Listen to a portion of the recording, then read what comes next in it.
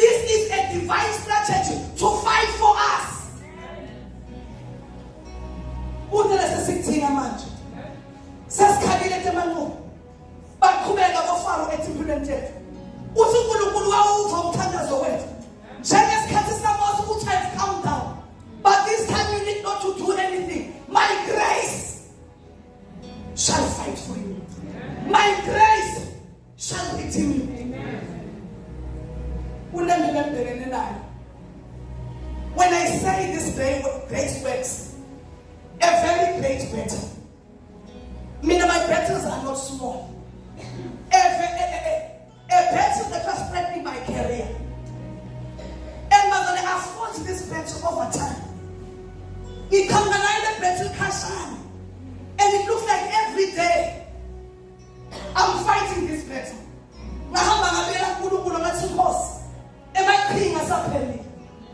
I am done. I don't know anymore what to do. I don't know anymore how to fight. Because each day I try to fight. Relax. My grace has come. Amen. My grace has come to fight. And but you wanted when the battle, when an enemy comes in like a flood, then the spiritual, not you, but the spiritual, the Lord raises the standard against you. For some of us, the enemy has come in like a flood. And I just call, peace, peace. That is what God is saying in this season. We need not fight in this battle, but to call out Musa no Kuruli.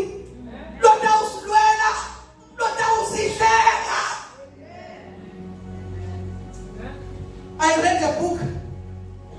This woman of God was delivering a Satanist, a hardcore Satanist. She said that every day she would deliver this woman.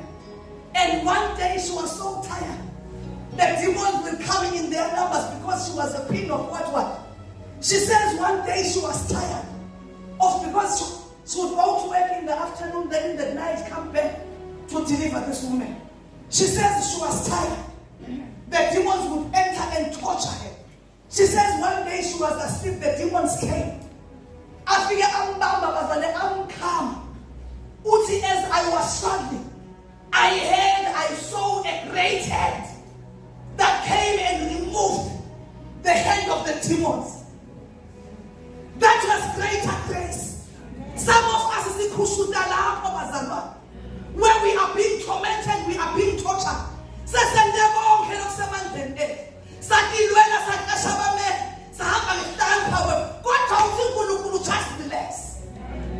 My greater grace has come to save you.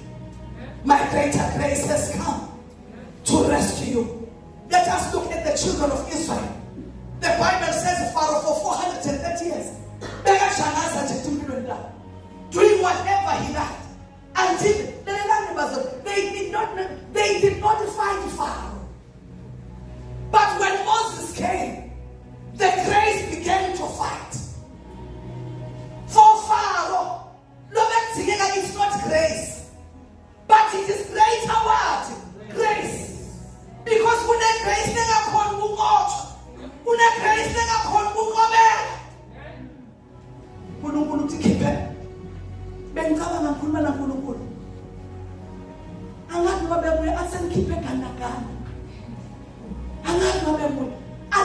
my last number.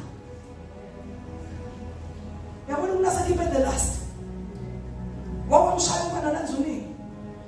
utilisha lelina bese babake losbo uzuphakamisa levuthi yema ubone sometimes for a greater grace and truth. Do you understand? Do you understand? That is the kind of grace that has come to rescue us. This grace is shutting people up. This grace eternal is shame. This grace.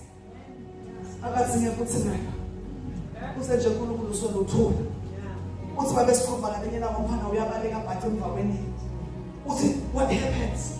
Nasibaleka la uNkulunkulu uthi ngathi uNkulunkulu ngena la mva bese usitouch ke. Asomthinzi phela. Kule grace ekhishiwe la. I'm here to encourage someone. I do not know the battles lo njengamanje. I do not know the wars lo njengamanje. I do not know the challenges that you are in right now, but the grace has come down. Just be still and know that I am God.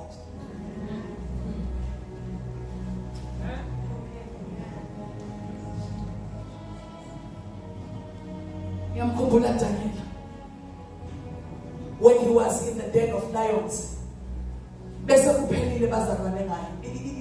was gone. He was thrown into that den. But khona yeshla lapha ekhaya. Liyavala imilomo yemabhubesi. Ibazana ngibani ongavala umlomo wemabhubesi na?